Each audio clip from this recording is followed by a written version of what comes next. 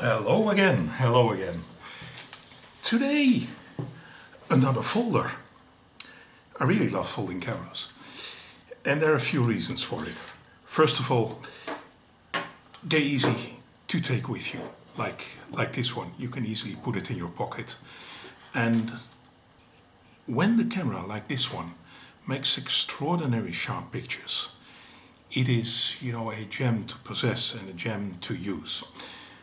We have here the Zeiss Ikon Contina II, also known as the Zeiss 524/24. It is one of the most luxurious cameras of Zeiss Ikon, one of the top range models. And like I said, it's a folding camera. Let's unfold it. Like this, it's unfolded, and look, really beautiful.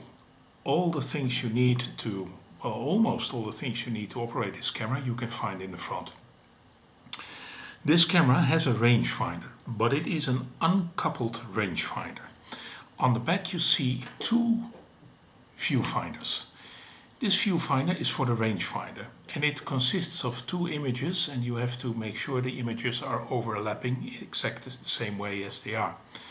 While doing so, and to set it, to make them overlap, you do it here. And when they match exactly, you can read here on this meter the exact distance in meters. Here you see a little dot, and here the number 1. So when the images were overlapping at this point, when turning this, it means the object is at a distance of 1 meter. Then you go to the front of the camera and you put this number you have measured here, you put this over here. So you set the lens, I have here 1 meter, I set the lens here on 1 meter.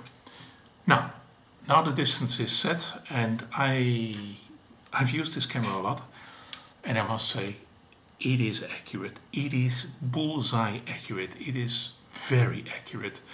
So yes, it's a gem to make perfect sharp pictures. We also have here on the front to set the aperture ring. This is a beautiful lens. It's a Tessar f2.8 and it's a 45mm, and the smallest lens opening is 2.8, and you can set the lens opening here. It goes from 2.8 to 22, and at 22 it's really, even from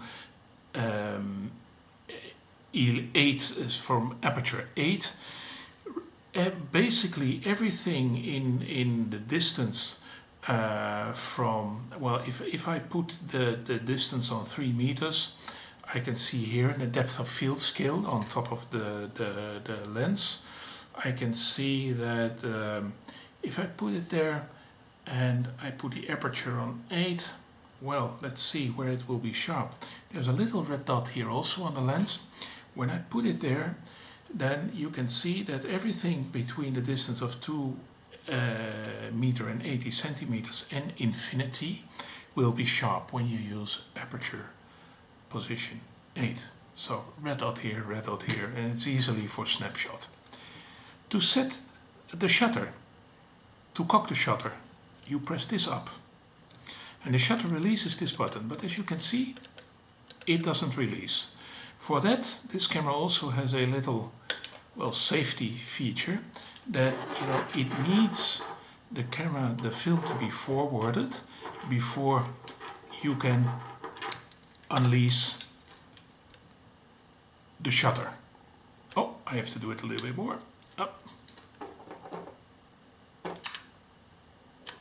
And there you have the shutter release. The shutter speeds, they go from B bulb to 1/500 of a second, and for those age, this camera is 73 years old. For those age, it was, pretty fast. And even now, all the speeds on this camera work. You really do not have to worry that the age of this camera did anything in that matter of speaking. So all the apertures are quite accurate, especially the higher ones. shorter ones, I must admit, I hardly use because I never use a tripod for my pictures. So for me it's mostly 1/50th of a second and higher I use for making pictures. I have to make it a little bit more like this. Yes, that can be a hassle too. Not even more. So, and there it goes. So when the film is in it, of course it goes after one frame, you know, the shutter is cocked, and then to close the back and lock it, you use this one. There are two things here to connect your wrist strap if you want, and it also has a accessory shoe, a cold shoe, and it's, well, this can be nice for a little flash, because the flash you can connect here on this socket here. There's also a little accessory I bought, and you put it in here and you can use it as a top view, as a waist view finder. It's a little thing from AliExpress. You put it in here, you can use this camera as a waist view. So it's even more practical than for street photography than in normal use. The other little peephole here is the viewfinder, and yeah, like I said before in my other videos, it's pretty small. I have to take off my glasses and to operate it, but then, you know, it functions really flawlessly. To put the lens back, you just press these two here, and you put the lens back. Here on top you have a little reminder what kind of film you have in it, color, and you can use the sensitivity of the film you can put in here. It has no functional use other than just to memorize. What I've seen is that I still have this little button here, and it's quite unique because most of the people lose it. This little button, when you take it off, you can connect this camera. I will screw this off like this. Now, like this, you can connect it on a tripod. Well, like I said before, I never use a tripod, so I will put this back, and hopefully I will not lose it, because it's, like I said before, it's quite unique. However, I want to show you a little other accessory I have, because this camera does not have a self-timer. Not that I use a self-timer, but anyway, I wanted to show it to you anyway. This is a little gadget I have. It's a mechanical self-timer, and you can use it on every old and new camera. And here is the connection for a wire or for this little gadget. Now let us see if we connect this here, if this works. Okay, so you want to take a selfie. Now we cock the shutter. We have to advance the film, because otherwise the shutter won't release. So hopefully I will do this enough to make it sure it can release. And then I will put it like this. So I'll connect it a little bit better. And there it goes, the self-timer. Well, I hope I have forwarded the simulated the film forwarding enough. But if you look here, you saw it.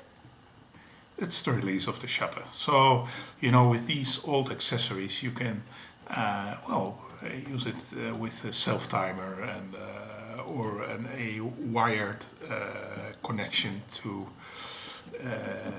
this. So now I have to get it off, but I think I've put it a little bit too. Turn it over like this. So, all right, okay. I think I need some better tools for this to disconnect it, because it doesn't come off. Well, doesn't matter. I'll screw this one off totally, then yes, like this. Now I have to take this one Ah, there it goes. You see, it needed a little bit of force. Anyway, like I said, the cocking like this. With this camera, you really have to. It has the thank God it has the safety feature that you cannot make double exposures, because with all the things you have to set yourself, one might sometimes forget to, to forward the film. Talking about forwarding the film, that you do on the back. You see here is a little wheel, and here is the sign advanced. So you turn it like this, then you forward the film, and then that film that catches the little wheel inside to unblock it. And here, with this one, you can, and you have to press this little button here. There's a little button here. You have to press it, and then you can rewind the film here if you want. You can do it like this. You can put some more force in it. So yes, it's compact. It has a rangefinder. It has basically everything, and it's really a great little camera.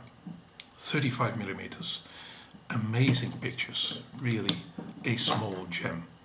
Well, I hope you have liked this video. If you have any questions or any remarks about this camera, or maybe if you have some experiences you want to share, please let me know below this video. Thank you for watching.